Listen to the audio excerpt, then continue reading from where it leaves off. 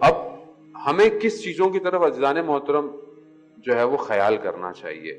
یہ دیکھیں یہ آسان نہیں. ہم نے اصل میں بہت کچھ ایزی لے لیا ہے. اسکول اچھا ہو, یہ اچھا ہو, گھر میں ہم اتنا یقیناً آپ توجہ دیتے ہوں گے, لیکن جو ابھی ضرورت ہے وقت کے امام کے لیے وہ بہت زیادہ کنسنٹریشن کی ضرورت ہے. دیکھیں دشمن اسلام کا جو ہے وہ پوری محنت کر رہا ہے, پوری کوشش کر رہا ہے.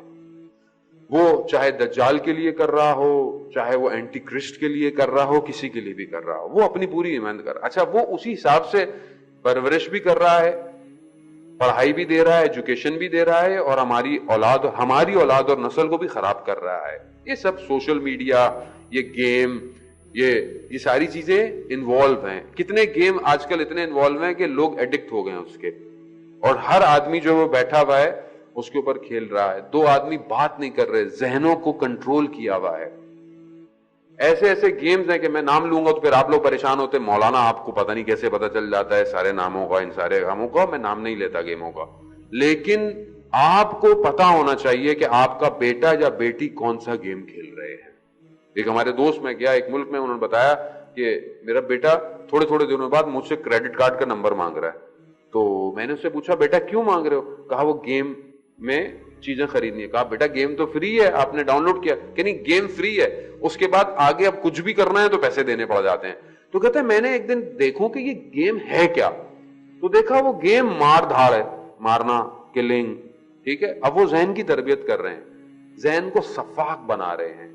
اچھا اس کے اندر انہوں نے کہا کہ میں نے دیکھا کہ میرے بیٹے نے لڑکی کا انتخاب کیا ہوا ہے, یعنی جو اندر وہ ہمزاد ہے, کیونکہ دیکھیں جو گیم ہوتا ہے اس میں آپ خود اندر ہے نا, جب آپ زیادہ کھیلتے ہیں تو آپ کی زندگی وہی, یعنی virtual life will become real life, basically وہ ہو جاتی. تو کہا اس نے لڑکی کا انتخاب کیا ہے. تو میں نے اس سے پوچھا بیٹا تم لڑکے کا انتخاب کرو, تم لڑکے ہو.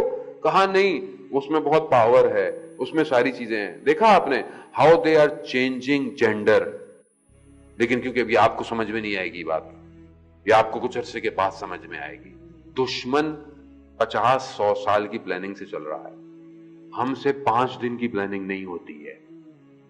اگر ہم چاہتے ہیں کہ ہماری اولاد امام زمانہ کی اولاد ہو, امام زمانہ کا سپاہی ہو, عزیزان محترم ہمیں چند چیزوں کی طرف, few factors very important. Religious factor تربیت میں بہت امپورٹنٹ ہے, دین ہونا بہت ضروری ہے. اگر یہ بچہ یا بچی دیندار ہے تو یہ اپنی تنہائی میں, اپنے خلوت میں خدا کا خوف رکھے گا. آپ کو گھبرانے کی ضرورت نہیں ہوگی. آپ ایک بچے کو خدا اس کے وجود میں پینیٹریٹ کر دیں, وہ چاہے دنیا کے کسی بھی مقام میں ہوگا, وہ خدا کے آگے حاضر رہے گا. دین بہت ضروری ہے. اللہم عجل ولیک الفرج.